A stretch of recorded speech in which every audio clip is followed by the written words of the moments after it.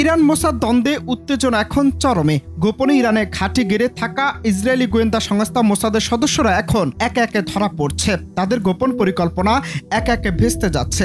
সম্প্রতি ড্রোন তৈরির অত্যাধুনিক যন্ত্রাংশ সহ এক মোসাদ সদস্যকে আটক করেছে ইরানি নিরাপত্তা বাহিনী। এই সদস্যটির দায়িত্ব ছিল রাজধানী তেহরানে একটি গোপন ড্রোন কারখানা গড়ে তোলা, তবে শেষ রক্ষা হয়নি।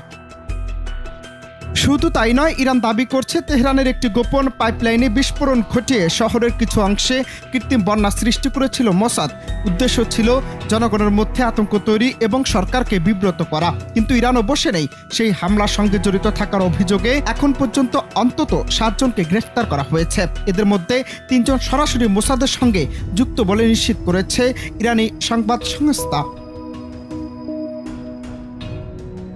ইসরায়েলের দীর্ঘদিনের লক্ষ্য ছিল ইরানে অস্থিরতা তৈরি করা, বিশেষ করে দেশটির পারমাণবিক গবেষণা ও প্রতিরক্ষা খাতকে দুর্বল করা। তাই গোপনে বিভিন্ন শহরে মোসাদের স্লিপিং সেল বা ঘুমন্ত ঘাঁটি তৈরি করা হয়েছিল। কিন্তু ইরানের বিপ্লবী গার্ড ও গোয়েন্দা সংস্থাগুলোর এবার এসব গোপন আস্তানার খোঁজ পেয়েছে। অভিযান চালিয়ে বেশ কয়েকটি গোপন হাইড আউট জব্দ করা হয়েছে। উদ্ধার করা হয়েছে বিপুল পরিমাণ অস্ত্র, প্রযুক্তি ডিভাইস এবং যোগাযোগ যন্ত্র।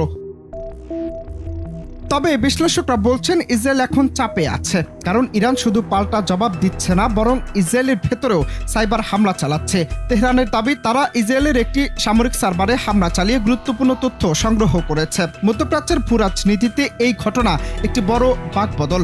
এতদিন ইরান ছিল প্রতিরক্ষামূলক ভূমিকায়, কিন্তু এখন তারা আগ্রাসী কৌশলে মাঠে নেমেছে। ইসরায়েলের জন্য এটি এক নতুন বিপদ। মোসাদের অপারেশন ব্যর্থ হওয়া শুধু একটি গোয়েন্দা সংস্থার হারের গল্প নয়, এটি ইসরায়েলের আন্তর্জাতিক কূটনীতিতেও বড় ধাক্কা।